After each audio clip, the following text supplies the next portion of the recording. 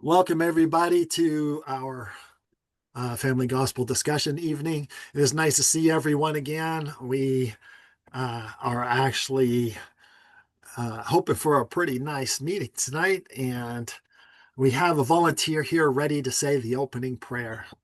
Go ahead. Dear Heavenly Father, we thank Thee for this day.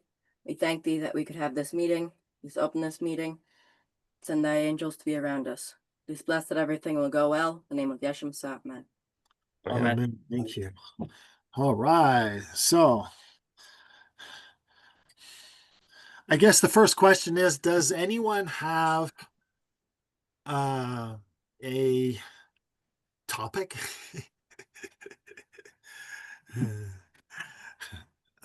We have to ask just in case. Nobody has a topic. Everybody's shy. How does one know precisely that they're thinking, speaking, and acting within the sacred circle and not out of it? Well, that's a good question. The sacred circle consists of 4 directions: the east, the south, the west, and the north. At different times, we may actually go from east to west and south to north, but that all comes along later on as you learn the various parts of the circle and how they fit together. So the east is actually the well, what most religions would call commandments. It consists of not hurting people, no killing, no beating people, no breaking arms or poking out eyes or teeth or anything else like that. No poisoning anybody. You know, all those things that we're instructed not to do. That people say it's so hard not to do. I don't know why they say that. They say it's so hard to keep the commandments, and I can't figure that out. How is it so hard not to be killing people? That's just ridiculous. It's very easy.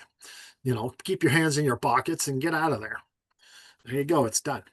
And the same thing with things like no doing things like, you know, abducting people, raping people, molesting people, committing adultery, or any kind of form of that kind of stuff, or variation of it, or anything leading to it, or away from it, or beside it, or any other justification of it. You know, same thing. Put your hands in your pockets, keep your teeth together, and get out of there. And the same thing with, you know, stealing. It's easy. If it's not yours, don't touch it. Doesn't matter if you're allowed or not. Don't touch it. Pretty simple. Keep your hands in your pockets and get out of there.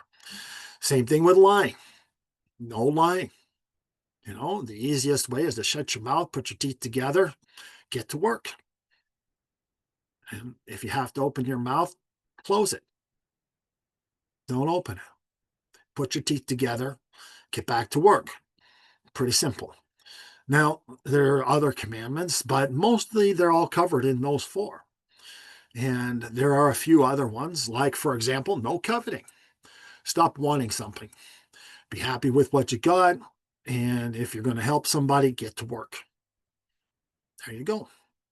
So put your hands in your pockets, put your teeth together, get out of there, get to work, get your hands out and get them active. There you go. So it's pretty easily solved. So that's the East. The East is that way because we are not supposed to be harming others, regardless of excuse. As soon as you make an excuse, you know you're doing wrong. So no excuses. So, and then the South comes next because the South is where the sun shines, you know, the warmth and the love and the kindness. It doesn't come to you. The love does not come to you.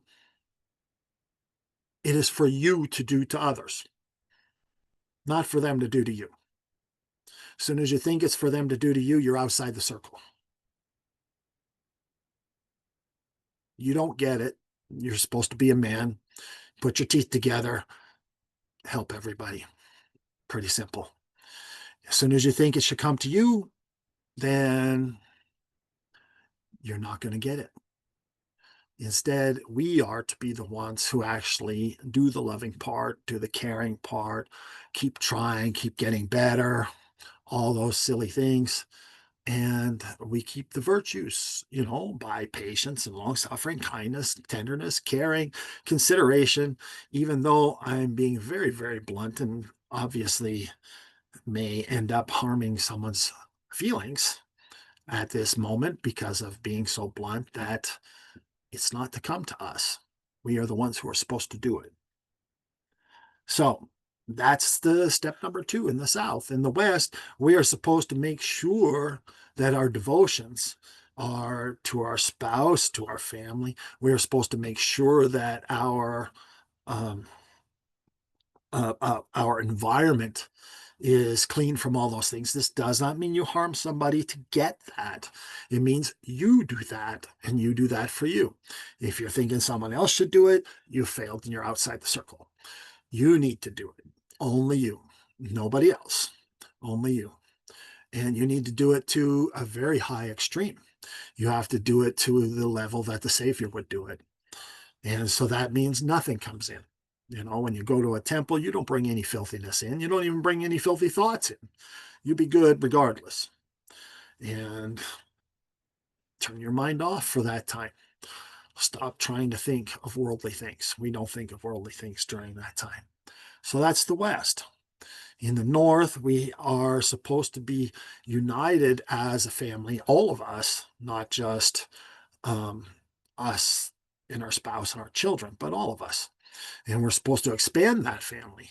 And that means we need to be quite selfless. And that's pretty hard to do, especially when you have your own little family to do, to help and deal with. We need to be pretty selfless with each other. And again, if you're thinking someone else should be selfless to you, then that is incorrect. You're outside the circle. We need to do it. Okay. Other people are not required to do it to us. We are required to do it for them. So this is the sacred circle, and it is all to be done because of our desire to help them. And that means we're going to miss out on pretty much everything. So that's the center of the sacred circle. So now we know what it is. That's how we stay in it. And that is how we do not go out of it. So it is only, what do you call it, devolves upon us to actually do it ourselves.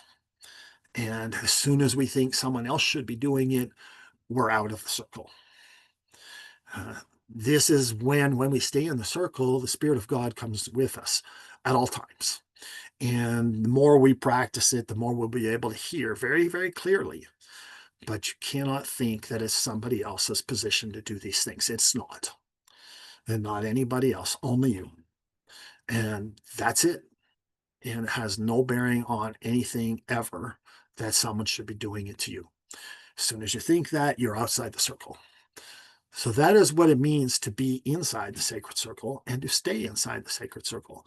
And the closer we can get to that altar, to the center of the sacred circle, to the sacred fire, then the better we are, the more we can hear, the more clearly we can hear.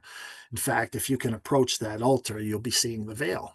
And once you see the veil, you will be able to actually request at the veil, or in other words, behave properly to be able to see through the veil. And away you go, right? And you'll be able to start talking back and forth with, angels, and eventually the Savior, eventually our heavenly parents, things like that. So it is pretty simple and pretty exciting. But that's what it means to stay within the circle.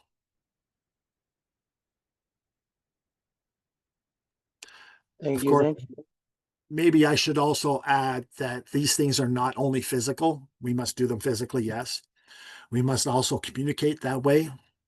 We must also think that way. If we're thinking a different way, we're outside the circle. We must also feel that way. We must develop our emotions and only feel those things as well. All 4 directions. It is pretty simple stuff, and it's not that difficult to do if a person were to actually just start from the beginning. I have told the story many times how I was taught, and I have told it so many times of each step by step, how to get through each step. And the lengths of time that it took me to get through each step. And even I've told the story many times about my different failures at each step until I overcame them. It takes that. That is why you are able to progress. That is, it just is a natural result of that.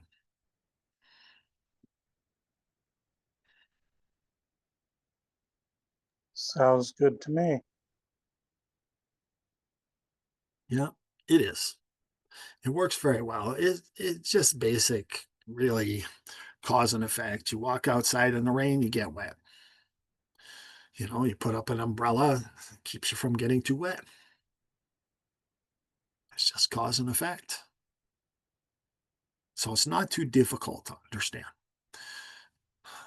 We have to actually do it though. We can't just say we're trying, because that goes back to some magic God who's going to somehow make it better. It doesn't work that way. It's up to us to do it.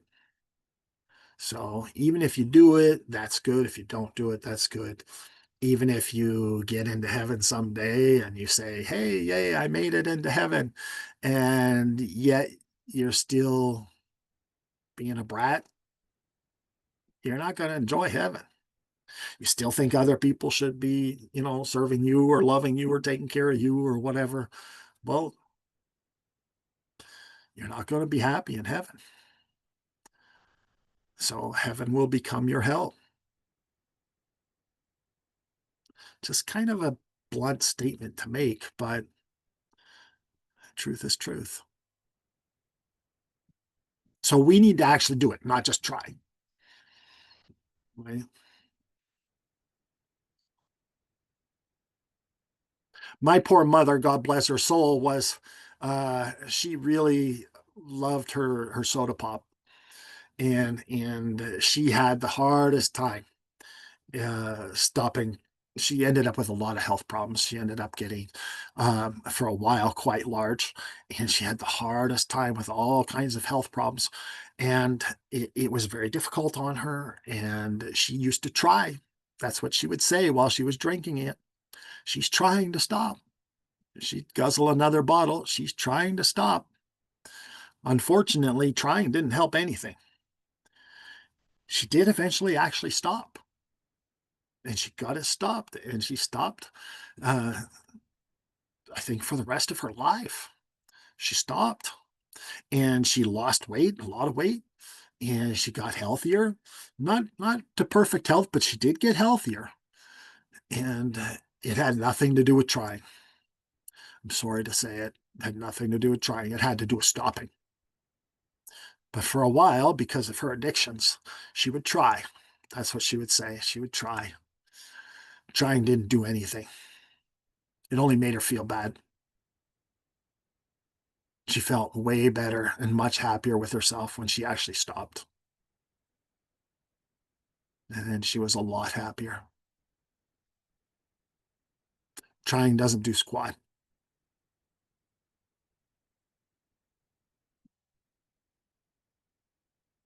So we have to actually do. If we follow the sacred circle, we stay within it in all four areas, then we will have the result. Just like my mother, she got the result when she stopped. She lost a lot of weight, undid a lot of her health problems, was a much happier person. Yep. No trying. Right? What is that Mr. Miyagi said? You walk on the right side of the road, you're safe. You walk on the left side of the road, you're safe. Right? You walk in the middle, sooner or later you get squished just like a grape. Right? And he said you practice, because he's telling Danielson there, you practice karate, good. You don't practice karate, good. You practice karate, guess so. Sooner or later, squished just like a grape. No trying. We have to do.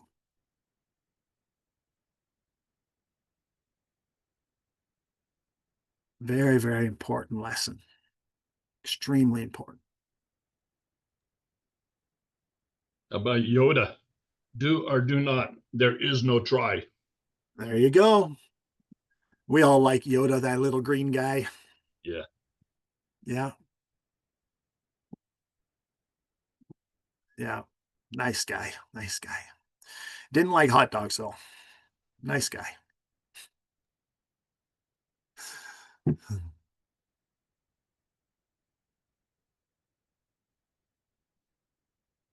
Well, that's one question down. What's the next one? It's terrible. I know a lot of these things, and I know lately I've been being kind of blunt about a lot of things. So we should probably go back to, you know, being very gentle and kind and not harming anybody's feelings and not giving them any hope other than you're a special person. And, there you go. So what else can we do? Any other questions? Can anybody surf? We got a bunch of waves here. Surfing is a pretty good analogy, You got to watch for those waves, but to be a surfer, you also got to be kind of brave. You got to get out there and catch those waves, and you got to ride those waves. No surf, just scuba.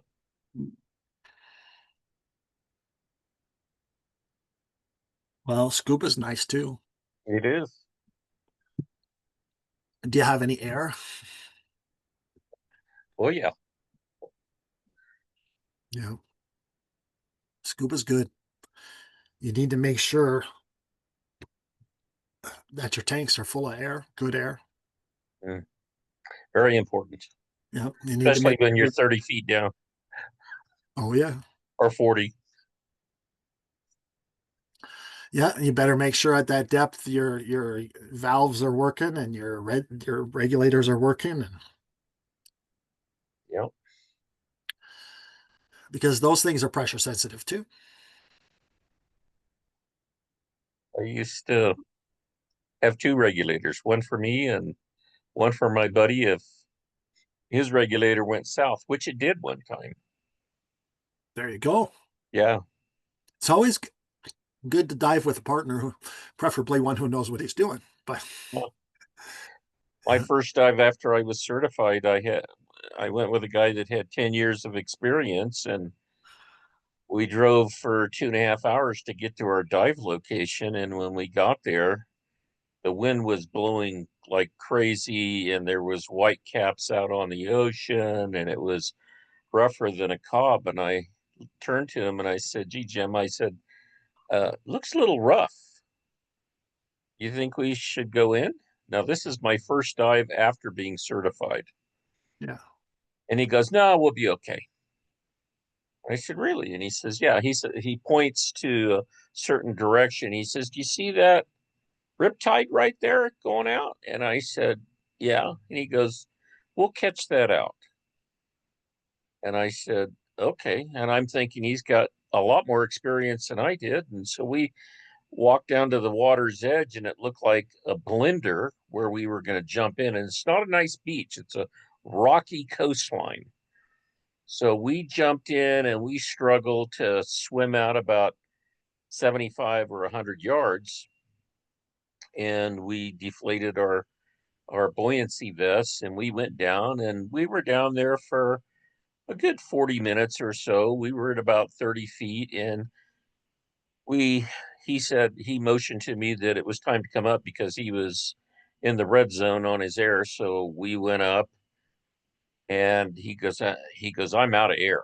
And I said, "Okay." I said, "Let's go back in." But when we looked at the shore, we were a good half mile from the shore at that point. That riptide really did take us out. And you don't notice it when you're underwater. no, I guess So not. no, and there were swells that were about 4 or 5 feet swells. And the way that you get out of a rip current is you swim parallel to the shore about a quarter of a mile and then swim back in. Yeah. And we were dog tired when we finally got back in. We must have swam uh, probably 3/4 of a mile by the time we were done. That's one thing when you're just swimming, but we have 30 pounds of weights on, we have a 40-pound tank, we have all of our other gear in a wetsuit, which is very restrictive, and in 55-degree water. And finally, we approach the shoreline, which was all rocks with moss growing on them. And as we attempted to exit the water, we kept getting hit by these breakers hitting us from the backside.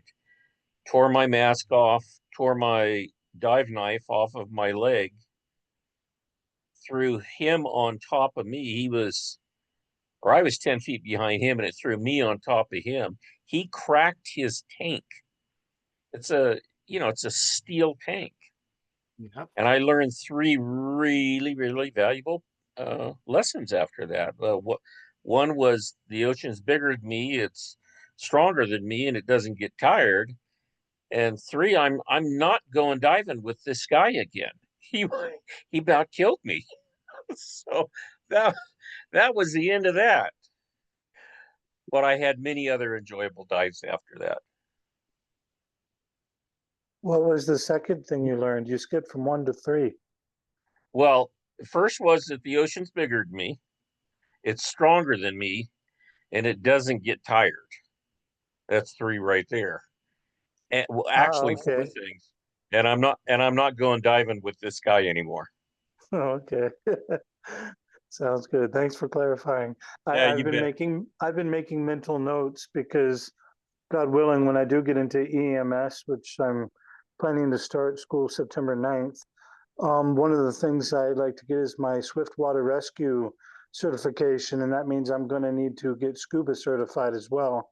And so I was making a mental note of everything you said so I could use it when I get to that point. So thank you. Good. Yeah, you bet.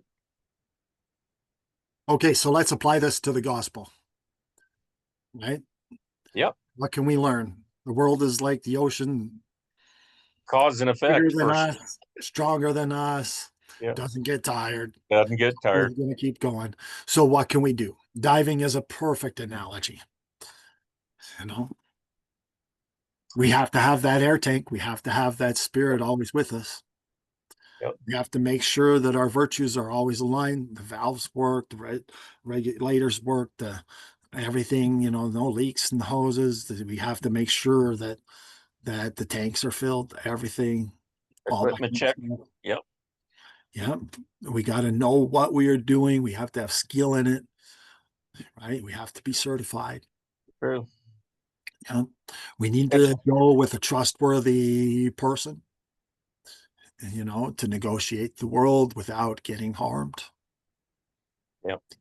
Absolutely.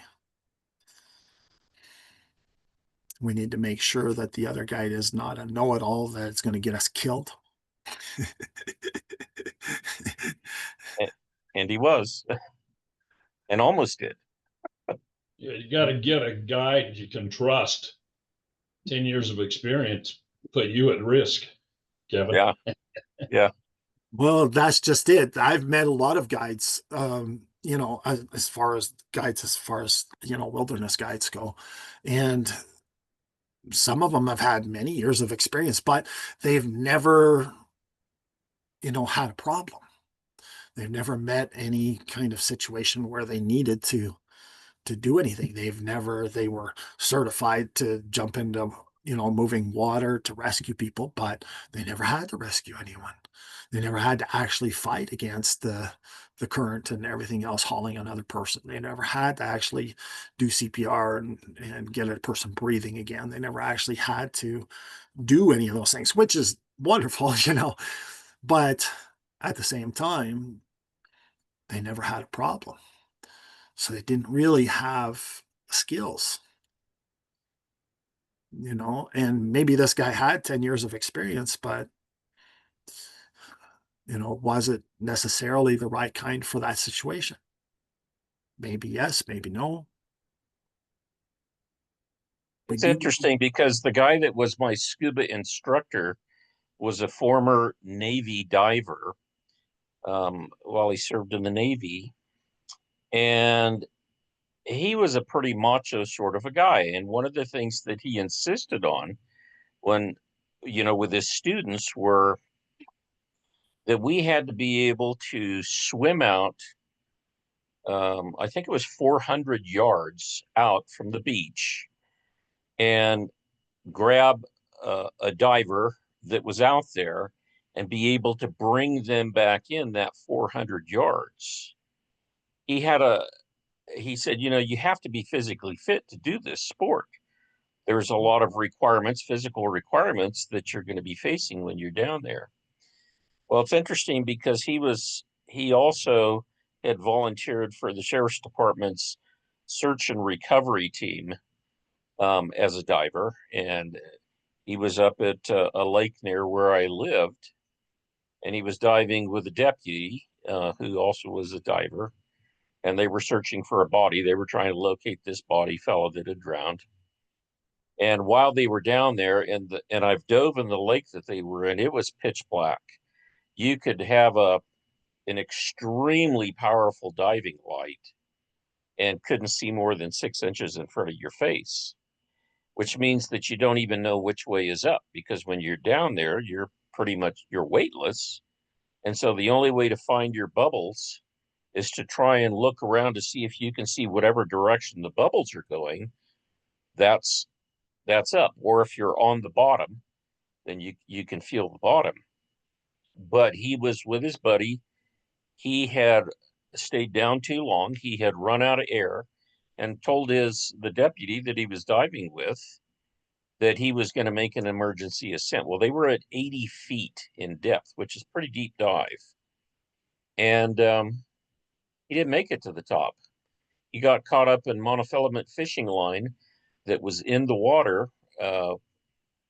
He told his buddy to stay right there, signal to him that he was going to make this ascent. And so rather than buddy breathing, as he had taught us to do in class, he tried to macho it up and he wound up drowning. This is the instructor. So, those same principles he was unwilling to follow, and it cost him his life.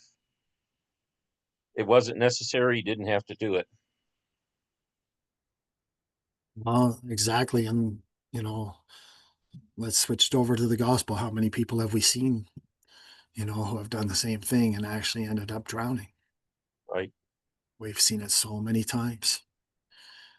They always try and macho it up. They're just as good or just as tough or able to do it themselves, or, had an experience once in their life or even a few times in their lives. Obviously, it's good. And we've seen them fall away. Yep. Yeah. It's a very good gospel analogy. I think diving fits very, very good. Yeah. Very important to learn what we are doing and to do it well. I think there's still some, especially for people who are first learning the gospel, the gospel of getting results, though. I mean, because, there are many religions out there. There are many spiritual paths. There are many gospels of different things out there, and people have learned many different things throughout their life. And some things have helped and some things have not helped. Some things have helped them do better in their lives. But we don't always stick to those things that give us good results. Sometimes we have a preference of how we like to do things, or sometimes we were taught a certain way, and so we maintain that for the rest of our lives, and we don't really look for those results. And some of us, stay in the shallow water, stay in the calm water. We make sure we're always in the lagoon. We never go past the reef, There are some of us that think, we're doing pretty good because we are always in that, calm water, or we scuba dive in a swimming pool, and we think we're doing well. And for that level of the gospel, we are, and that's a good thing. It's a good thing. At least we've accomplished that much. But it would be good if we can learn to, dive properly. Would be good if we can learn where any storm that comes, we can handle it. We Right. can gain those skills.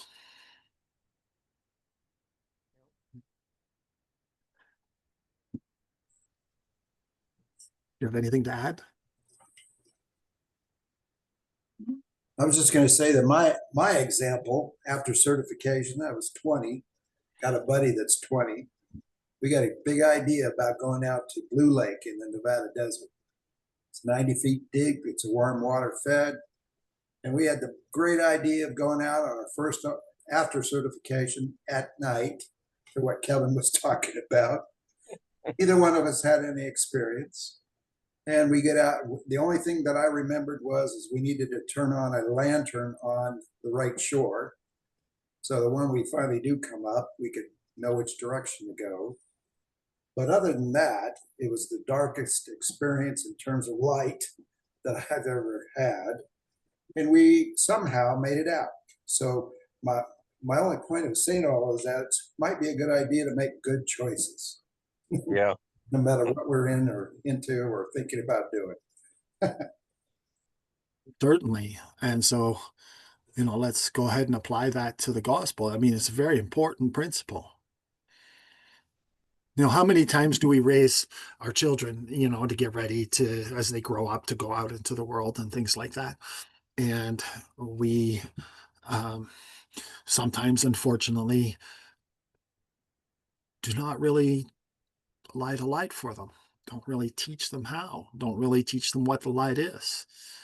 And so they sometimes struggle around, lose their way, sometimes for years before they find their way back to shore.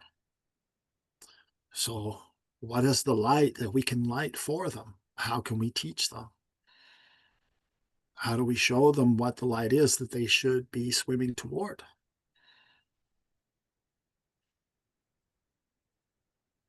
You do it by example. By example is good, but some of my children, I mean, anybody's children, don't really pay attention to those examples. I mean, how many times have I driven a car? Before you turn 16, how many times have you seen me drive a car? And then when you're 16, for some reason, you don't even know. I mean, what's with that? You were given the example like hundreds of times, thousands of times. And for some reason, you don't even know. Why? Sometimes you have to grab your kid by the shirt collar there and tell him, pay attention. Because he just doesn't listen, doesn't look, and doesn't pay attention, even though you've driven the car how many times? I mean, you should know the steps.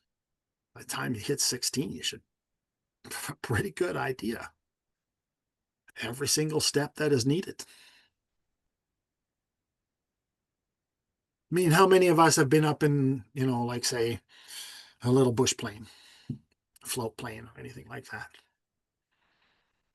I've been up in a small plane. Wasn't a bush plane, but it was a, Cessna. Well, that's small enough, sure. Yeah, That's small enough because, it's not like being on an airliner. No. And you're sitting right there in the front seat. You're sitting right beside the pilot. You're watching, and you get up into the air, and the pilot says, okay, go ahead and take control, giving you a little bit of fun.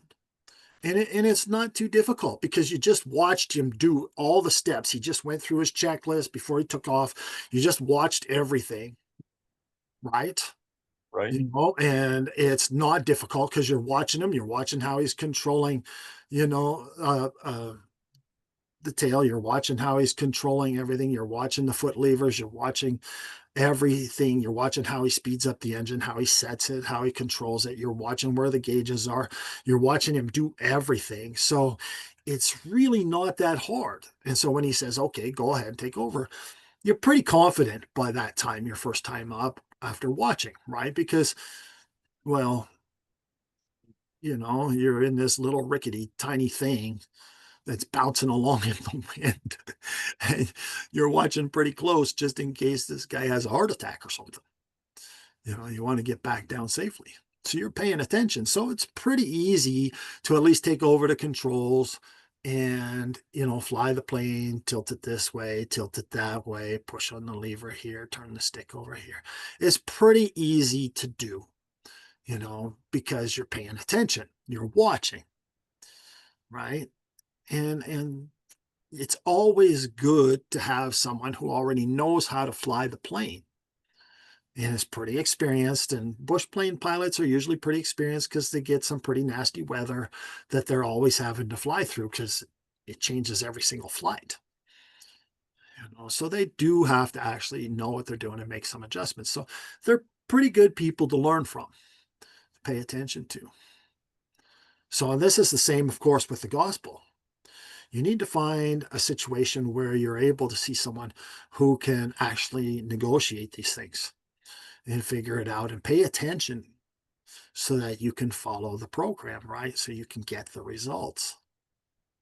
So it is, important, right? But then there's a lot of, well-meaning folks out there that have read the manual. And they might have read it 100 times. And they will not do as the bush pilot does. And they will yell at him and say, oh no, it's supposed to be this way. And then there's going to be another passenger who says, oh no, I read the other manual. It's supposed to be this way. And there's going to be someone else that, didn't read a manual at all, but talked with some friends. And he says, oh no, you got to fly the plane like this. We're pretty serious. We tell those guys to shut up and we pay attention to the pilot because your life depends on it. But here, our eternal lives depend on this. And we're online on Facebook or whatever other forum online, listening to people spout off about whatever book they read next and manual they read. And they read about a plane from Russia, and they read about a plane from Africa, and they read about a plane from the Wright brothers, and this and that and the other, and they're arguing back and forth. Personally, if it were me, I'd put on a parachute right away because these guys are nuts. You don't listen to people like that. That's ridiculous. You only listen to people who actually fly, and there's a difference between people who fly, a glider in calm weather and people who fly a bush plane. There is a difference. So it's very important. If we actually considered our eternal lives as important as we consider our temporal lives, we would pay attention to the pilot and not listen to people that are scrolling on Facebook while we're up in the air. It's pretty important. I mean, we want a pilot who knows how to take off. We also want a pilot who knows how to land. I met a pilot one time who was landing on some rough water, on a float plane, and some pretty rough water. There was a lot of whitecaps, and he managed to land it and keep us safe without dipping his wings in at all. That was pretty nice. It was pretty nice. On those little lakes is a lot of fun, a lot of challenge. Now here we are having to negotiate this world, and we don't see the dangers because we're physically fine. But spiritually, our drive is gone, right? Where's our will to succeed? to overcome, to accomplish everything. It's kind of gone. You know, we don't really take it serious. We don't think it's too bad, all because we still have this little hope in the back of our minds that, you know, somebody's going to wave his magic wand and make everything all better. And we really got to get rid of that. I mean, what's so hard about learning? There's not much hard about learning. We just have to actually turn off our thoughts about all these things online and everywhere else and all the weird conversations that go on about it, and just focus on learning. Not too difficult. I think some people find learning kind of boring, though. You know, I think they find it kind of boring. Like when you're learning. When I was young, my parents wanted me to play a musical instrument, and I had a choice between an accordion or a guitar. Well, accordions were going out of style pretty quick, so I picked the guitar. But the guitar, I got bored with it. You know, you're playing scales over and over again, and you're playing this and that, and Mary Had a Little Lamb, and London Bridge is falling down, and all these, you know, silly ancient songs, and you're playing them over and over again. You get very bored. You get very bored, and then you stop improving. Even though you're still practicing for an hour or two a day, you get very bored and you stop improving because you're just kind of half going through the motions. And you don't put in the work anymore. You don't put in the dedication, the effort, you know, that true diligence of really focusing and trying to become the best at London Bridges Falling Down, or whatever it may be. Mary Had a Little Lamb. You know, you're not putting in the effort anymore. But you think that you're losing out on life. At least for me, of course.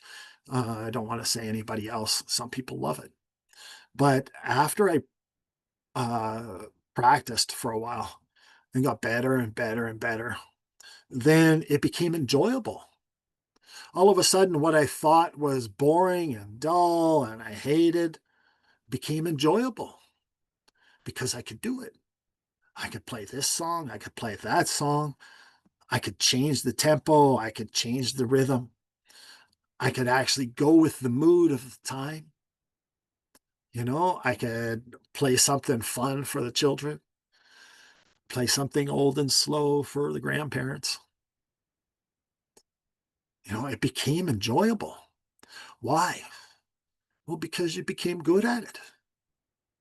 And the same thing with spiritual things. You know, if we put in the practice and the dedication, I mean, you practice every day for 5 years, 10 years, put in the effort, hours a day. You know, you have to be able to take the boredom. You have to be able to take the thinking that you are going to miss out on this and that and anything else in your life. But after you become good at the gospel, your spiritual gifts come out. Let's say you were practicing one of the spiritual gifts and you became good at it. After 10 years of practice, hours a day, you became good at it. A whole new world opens up for you. Right? You can now do things, you can help things, you can minister to people in ways that you never thought possible that you would ever reach. All of a sudden, it's not boring. It's exciting. Somebody comes for healing and you can do it. It's exciting to see the smiles on their faces. Somebody comes for a revelation that actually comes to pass. It's exciting. Right? Somebody lost something and you are able to reveal where it is. You know, it's exciting. It becomes, you know, enjoyable. But the people who always fail are the people who think they're going to get it the first day. They think that after a year of practice, they should be a world champion. World champions train for many years. You know, and at first, it's hard, it's tiring, it's boring. You have to put in a lot of effort, a lot of work. But then after, when they start to succeed years later, they get good at it and they start enjoying it. It's fun for them. The gospel can be very, very fun, and we can have a great deal of joy from the gospel, but it won't come just by sitting around wishing for pixie dust to fall on our head. It only comes by hard work and by dedication and by effort and from learning from a decent pilot or a decent diver. Then it becomes fun, becomes enjoyable. And then you'll have to put up with everybody who just says you fluked out and got lucky.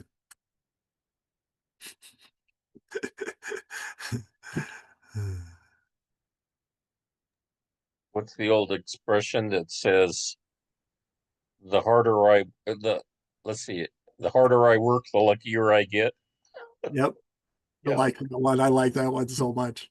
Yeah, Yeah, it's a great expression. it is. It is. It's pretty good. I like that one. Yeah. Yeah. I think that is a big mistake that not everybody, but some folks tend to make, is they actually think that they don't have to work at the gospel, that it's just something that's magically bestowed upon you kind of thing. I think they have that belief definitely limits their progression. Mm. Because they don't understand that you have to practice. You need to work at it. You have to change the way you think. And for those people who think that they can't control their mind, I've never met one person yet, never. And I've worked in a lot of counseling positions and everything else. I've never met a single person yet who could not control their mind.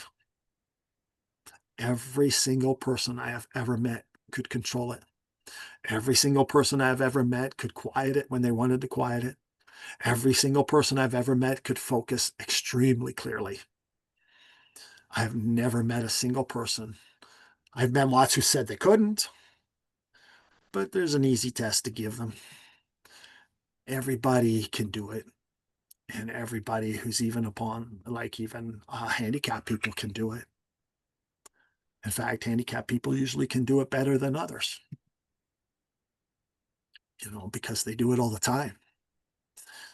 I mean, I'll prove it to you. How many people here watch Star Trek or have seen Star Trek or maybe Star Wars Both are awesome. or maybe Ghostbusters Yep. or Absolutely. anything like that? Now tell me that you have never fantasized.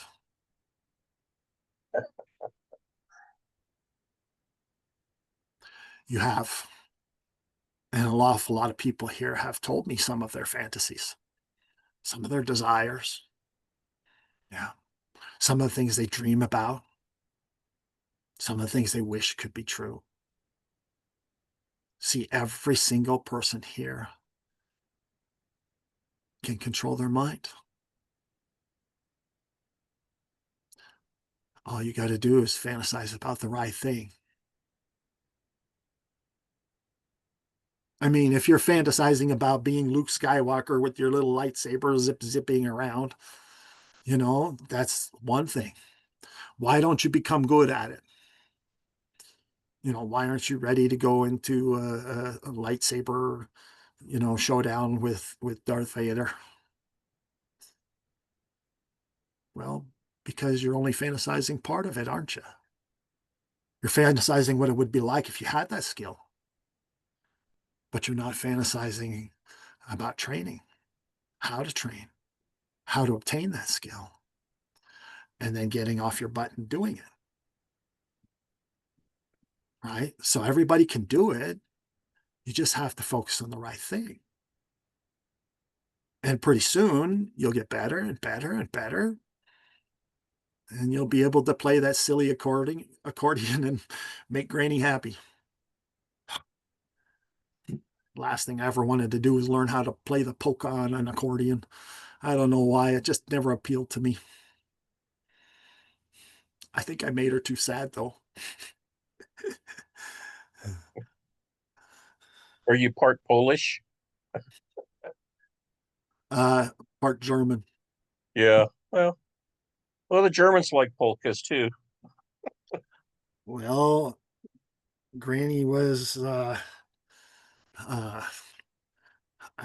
she used to tell everybody she was Irish and French. There you go. So, and she had the worst part of both, I think. Yeah. She was a very uh, red-haired, Irish-tempered girl with a French mouth. So she was definitely a determined lady. And she was the only one who could handle my purebred German grandfather. His idea of fixing something,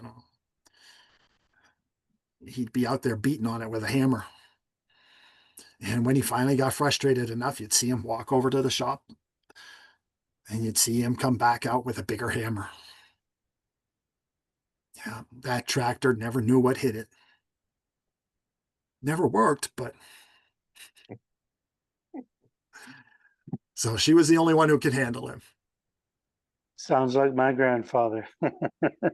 If one hammer didn't work, he'd go get another one and he'd keep on trying. Very stubborn. In a good way, though, more often than not. Oh, that's good. Yeah, it's pretty funny when they wear out the hammers. Absolutely. Right down to a nub.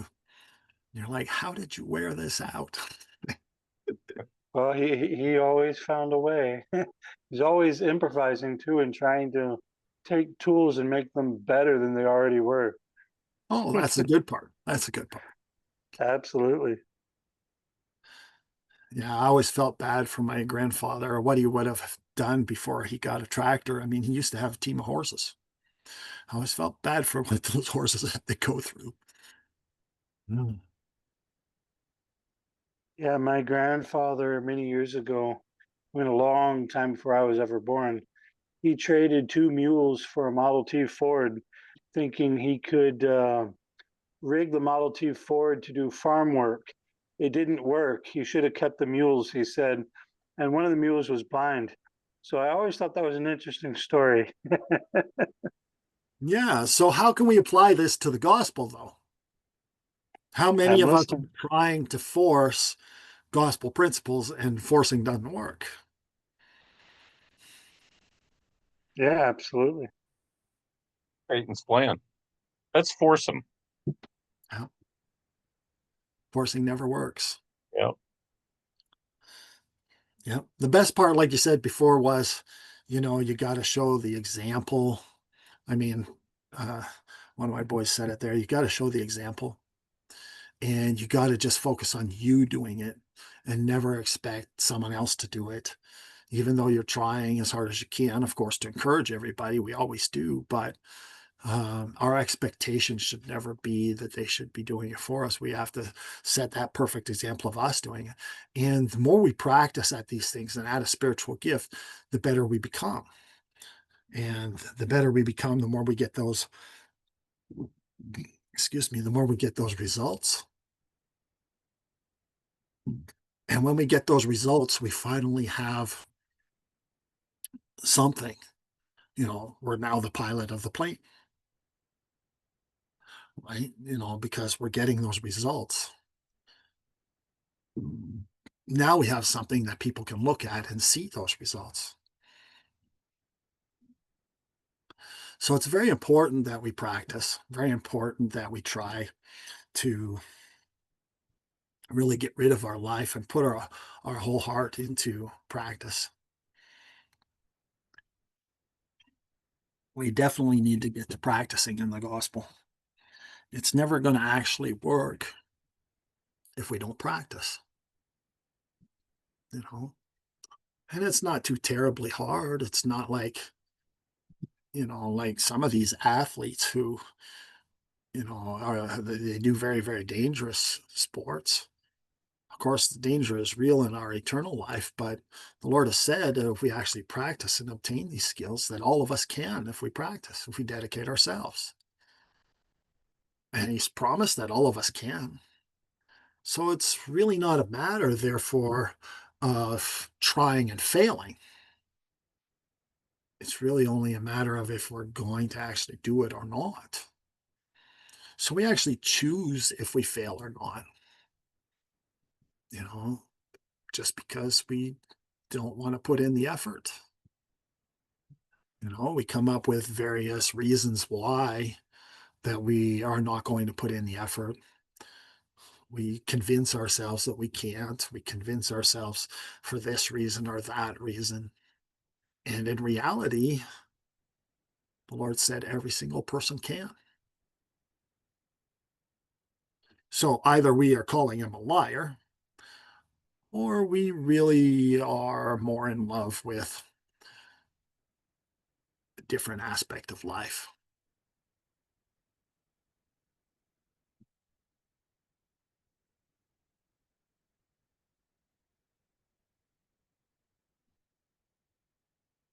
So a pretty blunt statement, but truth is truth.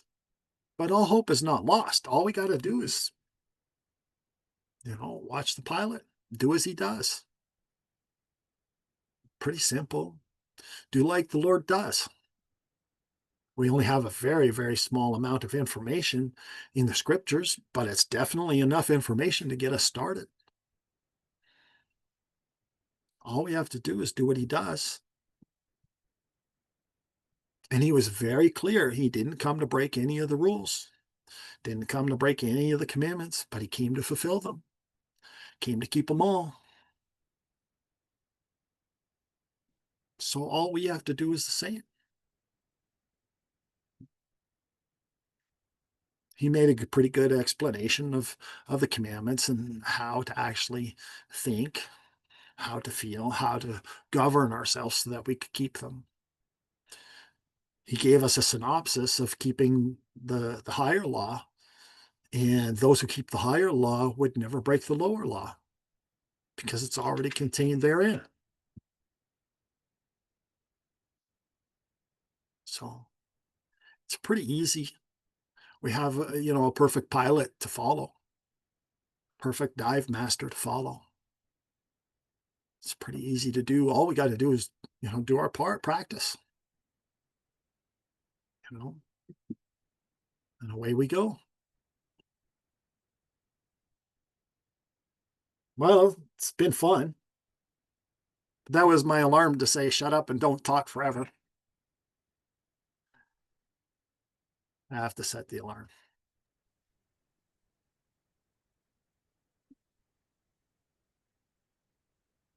Good stuff.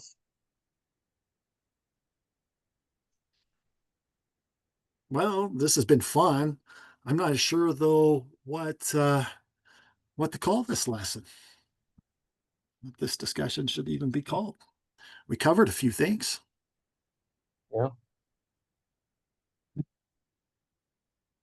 So You'll come up with something. yeah. Well, it's been fun chatting. Does anybody have any questions or comments or something they would like to say before we close?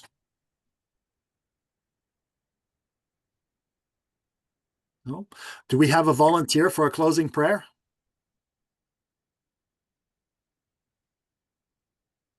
Yeah. Oh, excellent. Please go ahead. Dear Heavenly Father, thank you that we are able to have this meeting, and thank you that we were able to learn the gospel. Please bless that what we learned tonight will stick with us and that we will remember it when the time is right. In the name of Yeshua. Amen. Oh, man. Thank you. Thank you, Joseph. Yeah, You thanks. are welcome.